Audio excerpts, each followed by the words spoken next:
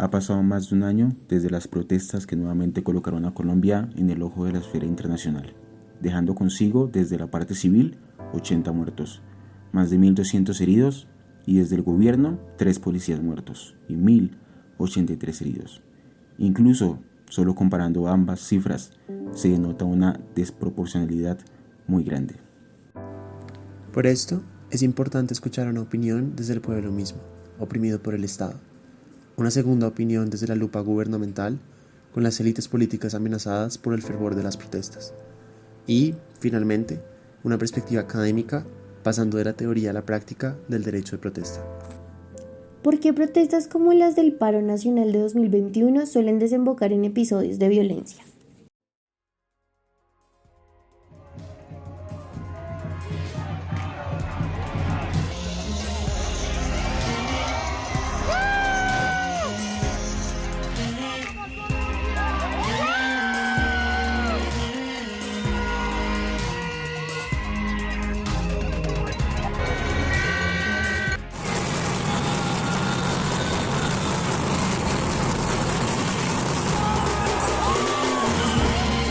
Miles de colombianos se lanzaron masivamente a las calles en medio de una pandemia que está matando a cerca de 500 personas por día en ese país. Y es que para muchos la indignación por la reforma tributaria que impulsa el gobierno del presidente Iván Duque ha sido más fuerte que el miedo al contagio por el virus. Cruz no murió. A Dylan Cruz lo mataron. Colombia tendrá una jornada de protestas convocada por diferentes sectores sociales. Sabemos que son muchos los desafíos que como país tenemos que superar, que son válidas muchas de las aspiraciones sociales y que tenemos problemas que a lo largo de la historia han envejecido mal.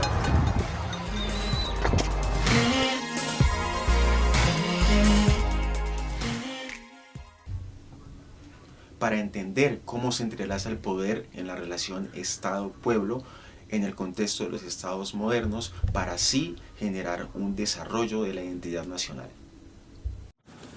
Perry Anderson explicaba a la nación como una comunidad política imaginada, que carga consigo identidades y valores, la cual es natural e históricamente limitada a su territorio del cual es soberano. En el caso colombiano, podemos considerar un factor plurinacional en donde diferentes ideas de nación, como lo es la indígena, afro, y una idea general de pueblo que puede chocar con las anteriores, se relacionan. Podemos encontrar una representación fallida, ya que las élites políticas no necesariamente reflejan identidad de minorías nacionales. La impopular reforma tributaria motivó a miles de ciudadanos a salir a las calles el 28 de abril de 2021. Los manifestantes expresaron su descontento hacia la desigualdad provocada por el COVID-19 y la brutalidad policial que se vivenció en 2019.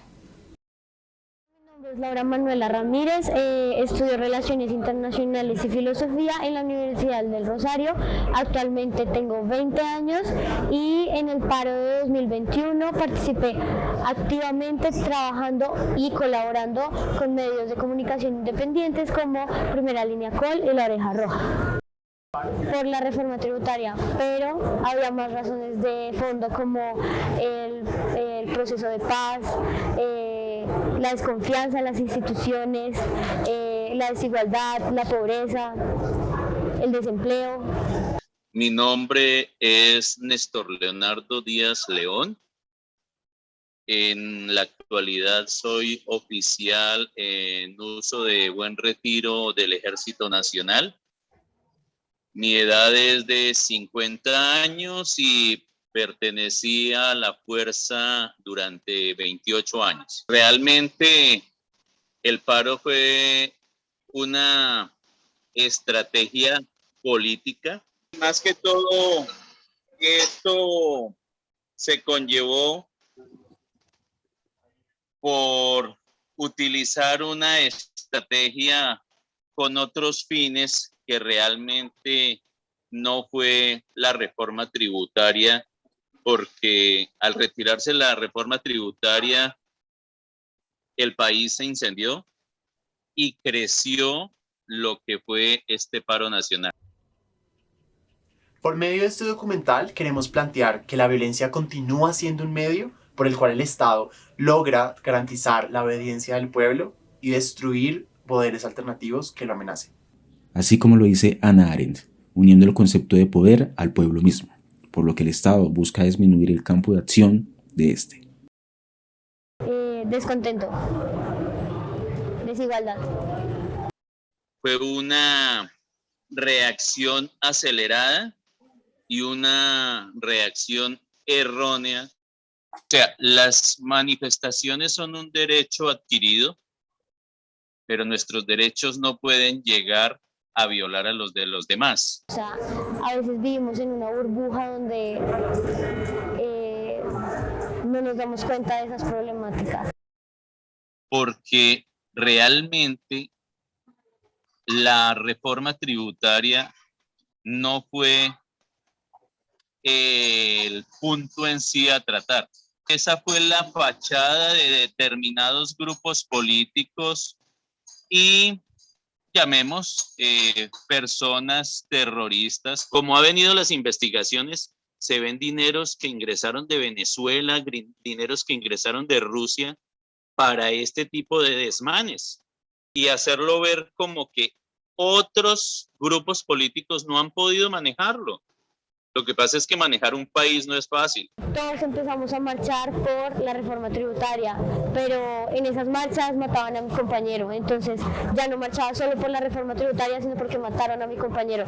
Y cuando estaba marchando porque mataron a mi compañero, mataban a otro compañero, me pegaban a mí, veía abusos por parte de la fuerza pública, quien se supone que me tiene que proteger. Entonces ya no se marchaba por oportunidad, sino por dolor. El diálogo es fundamental. Cuando se hace un diálogo no se busca que sea favorecida una persona o solo el gobierno. No, en los diálogos usted busca que las dos partes entren en igualdad y puedan conllevar a conciliar algo que de pronto se ve muy difícil de manejar. Para entender la actualidad es necesario entender el proceso que se llevó a cabo, en este caso al Estado y su concepción de poder. Debemos referirnos a su principio. A finales del siglo XIII, el sistema feudal predominante hasta el momento comenzó a presentar signos de agotamiento. Una vez agotadas las posibilidades de anexar nuevos territorios, se puso de manifiesto la incapacidad de alimentar a toda la población. Así, el hambre y la muerte fueron ganando cada vez más espacio, llegando así a una crisis feudal muy fuerte. Otros factores, como la mayor explotación de los campesinos por parte de los señores feudales, los constantes enfrentamientos armados o las sucesivas oleadas de la peste negra, contribuyeron también a agravar la crisis que desembocó en una fractura del orden feudal. Esos orígenes de la hambruna institucionalizada se relacionan con el paro nacional. El hambre, los malos sueldos, las situaciones precarias hacen que este descontento social se venga desde un contexto histórico. Después de la caída del feudalismo y con la aparición del Estado absolutista, el gobernante se considera la autoridad máxima con poder absoluto y soberano sobre cualquiera de las leyes y sin cadenas que lo puedan resguardar. En 1648 se da la Paz de Westfalia, la cual fue una serie de tratados multilaterales firmados en la región de Westfalia, concretamente en las localidades alemanas de Münster y Osnabrück, entre enero y octubre del 48, que pusieron fin a las guerras de los 30 y de los 80 años, y que sentaron las bases del nuevo orden internacional, con una base al respeto de la soberanía. Durante este periodo debemos mencionar a Thomas Hobbes con el Leviatán. El Estado colombiano es una figura terrorífica, pero necesaria, que, según Hobbes, sirve para poder mantener orden y paz, que la sociedad progrese, que los individuos no amenacen ni se vean amenazados por otros, alejándose así de un estado de naturaleza.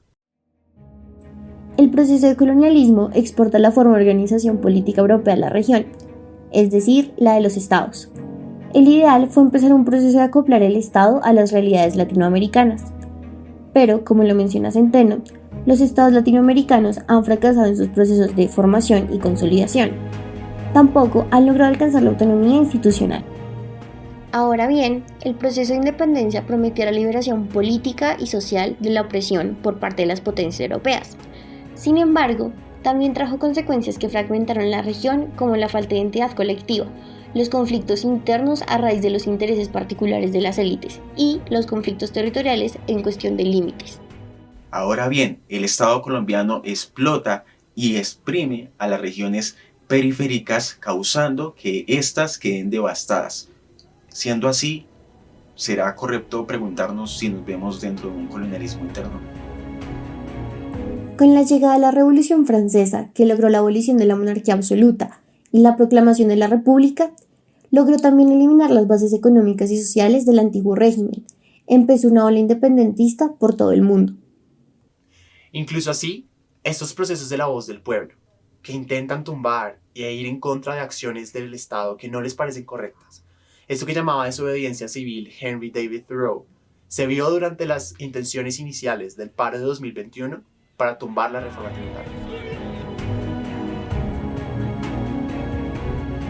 A diferencia de Europa y Norteamérica, que reestructuraban sus economías como consecuencia de la revolución industrial, Latinoamérica tenía un proceso tardío de modernización. El mundo estaba siendo azotado por eventos históricos como la Segunda Guerra Mundial, la Guerra Fría, la Guerra de Vietnam y la caída del Muro de Berlín. Como consecuencia, la guerra estaba siendo repudiada y las personas estaban inconformes ante los escenarios de injusticia y desigualdad. No fue una sorpresa el surgimiento de manifestaciones, marchas y arengas que evocaban la desobediencia civil y que fueron convirtiéndose en los mecanismos utilizados para mostrar su desagrado.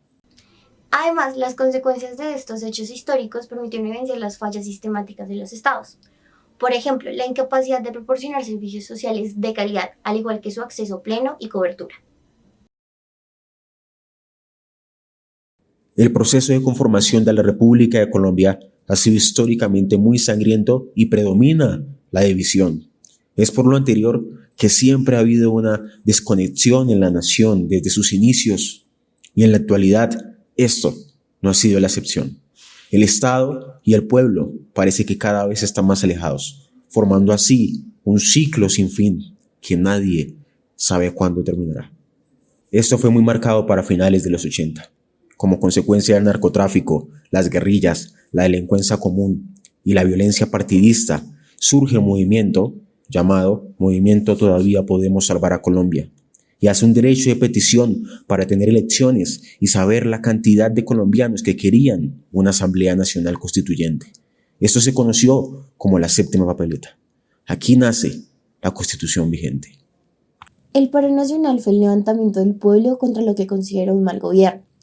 Y es que todo parecía tan irreal que el cubrimiento de los medios fue masivo, incluso llegando a una escala internacional. Los noticieros nacionales daban seguimiento a marchas y plantones. Los discursos presidenciales se hicieron más frecuentes y las redes sociales se convirtieron en el mejor aliado de aquellos que fueron víctimas de su propio Estado, específicamente de su fuerza pública. La verdad creo que yo las describiría desde dos perspectivas. Desde una perspectiva dolorosa y desde una perspectiva inspiradora, sobre todo por la parte del arte. La gente se expresaba por medio del arte. Ya no era como antes que tenías que tener un rifle para que te pusieran cuidado, sino ahora era por medio del arte. Represión. Fue establecer una serie de diálogos. Me parece que fue muy acertada la acción que tuvo el gobierno. Las mesas de diálogo no involucraban directamente a los afectados, sino a terceros. No se podía resolver la problemática si no se llamaban a las personas directamente afectadas. No estaban abiertos a diálogos ni a resoluciones. Y si abrían un diálogo, se ponía en papel y no se resolvía, nunca se implementó. No fue correcta porque la represión genera más violencia y no solo era por parte del Estado, sino generó violencia en la misma sociedad. La fuerza pública no estaba respetando absolutamente a nadie, así no estuviera protestando, así estuviera quieto, a nadie en ese momento se le estaban respetando sus derechos fundamentales. La violencia fue de ambas partes, sin embargo creo que hubiera sido una protesta pacífica si la fuerza antidisturbios no hubiera comenzado a tirar aturdidores. Restaurantes, almacenes, ventas de electrodomésticos fueron dañadas y lo peor, saqueadas. Y esas personas desadaptadas sociales a hacer esos daños tan impresionantes, mucha gente perdió lo que durante 10, 20, 30 años han trabajado. En una situación existen violaciones de los derechos de las demás personas, pues tiene que haber como una represión. A las autoridades actuar, pues obviamente a muchos no les va a gustar que los tengan que reprimir o capturar, y es donde surge el enfrentamiento y entra la violencia, que no debería ser así. Desafortunadamente sí hay mucha similitud entre el poder y la violencia. Ellos tienen una educación militar, entonces ellos no saben mediar ese tipo de situaciones. El manifestante va a ser su enemigo, entonces las relaciones de poder son muy diferentes por esa razón, porque la educación y la estructura que se le da a la fuerza pública no es la adecuada para manejar este tipo de problemáticas. Pues en general siempre ha habido asociaciones de ejercicios de poder y ejercicios de violencia. Ahora, no necesariamente el poder por definición conlleva la violencia. Sí implica la coacción, pero la historia nos muestra ejemplos donde el ejercicio del poder a través de instancias gubernamentales tipo SMAT y demás pueden ocasionar ejercicios de violencia. Siempre la violencia es la mejor manera para no dialogar, para no reconocer al otro. Entonces ahí se pervierte la idea de poder y se establece la instancia de violencia. El fin justifica los medios, no, esa frase es terrible porque para todo fin, no importa el medio que se plantee. El fin no justifica los medios porque lo que creo que está detrás de esa idea, la conexión fin-medio, es un tipo de racionalidad absolutamente instrumental, utilitarista, y creo que reduce el campo de pensamiento, medios para obtener fines, sino valoraciones de algunas instancias que valen por sí mismas, como la persona. Ninguna persona debería ser un medio para un fin mayor que ella misma, y eso es aprender a respetar la dignidad humana. Desde mi perspectiva, no creo que el fin justifique los medios. Tú no puedes matar a una persona y justificar por qué mataste a esa persona, pero para ellos romper Transmilenio,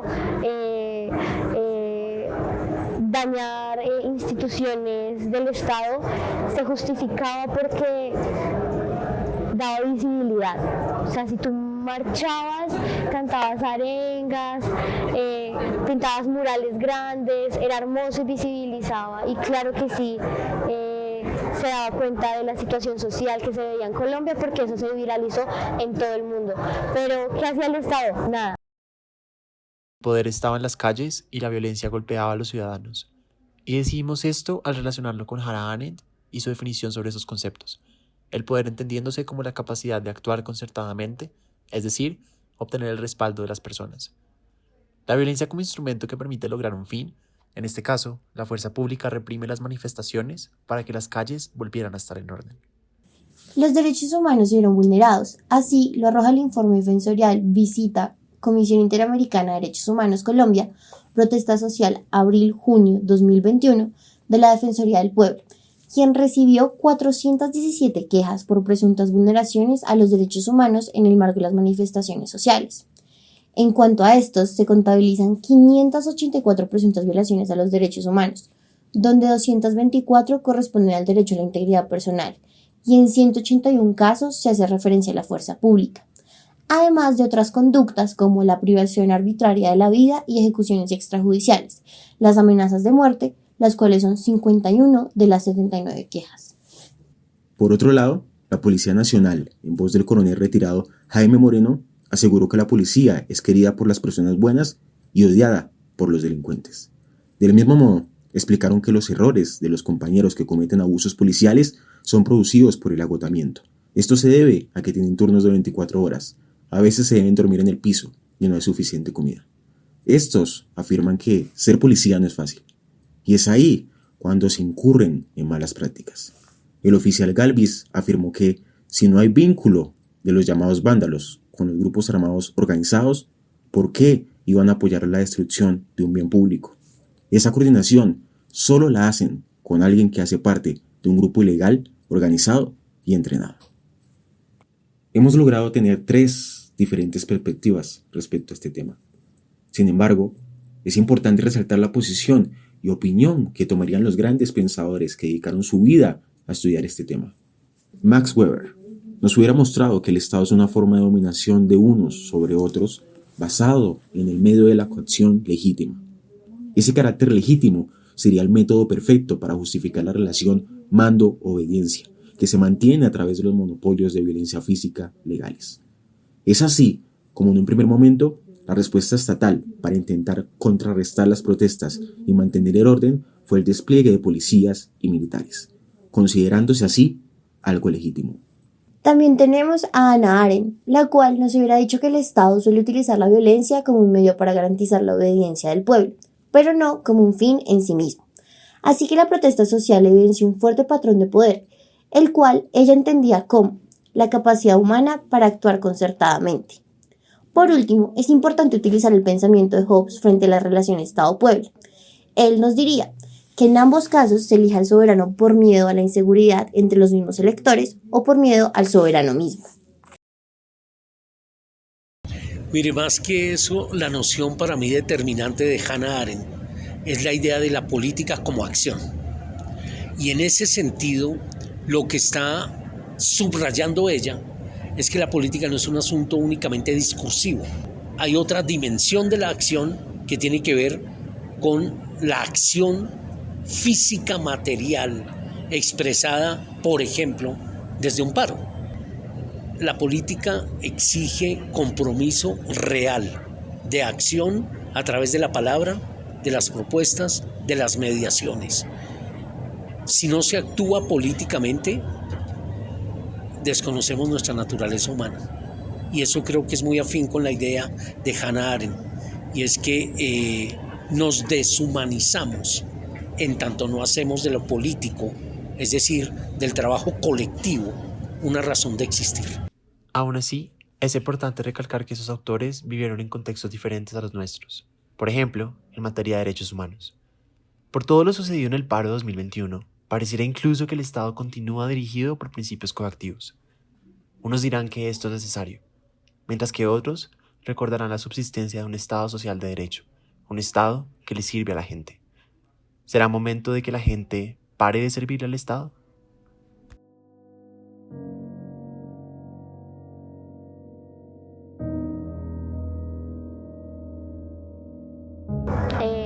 Me tocó irme caminando para la casa, pues porque el transporte público no funcionaba, y así terminó ese día, pero...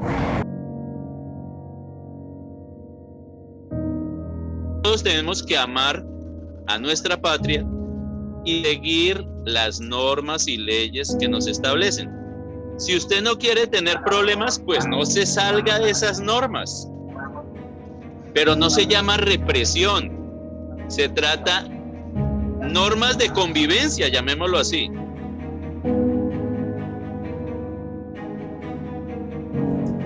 Me dejó con muchas secuelas que ustedes no se alcanzan a imaginar. O sea, el hecho de ver a personas con tanto que pueden dar, que quieren estudiar, que quieren trabajar, no lo pueden hacer. Y por otro lado, yo veía agentes de la fuerza pública que en serio no querían hacer eso, les les frenaba yo creo que la moral de ellos, pero seguían órdenes y tú tampoco los puedes juzgar, es su trabajo. Y ellos, la estructura y la educación que le dieron a ellos es así. O sea, es demasiada impotencia y me doy cuenta que no se puede hacer nada si no tienes una posición de poder. Lastimosamente en este país lo maneja gente con demasiado poder, gente que puede hacer y deshacer. Entonces, si es la primera vez que hablo del paro después de esto, yo me alejé de las manifestaciones por amenazas, que me asustaron, me lograron asustar, me lograron callar. Entonces es muy difícil hablar de esto, espero que les haya ayudado mucho esto.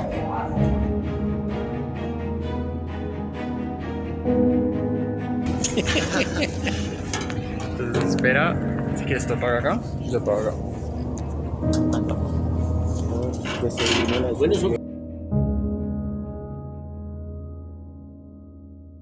El Estado somos todos.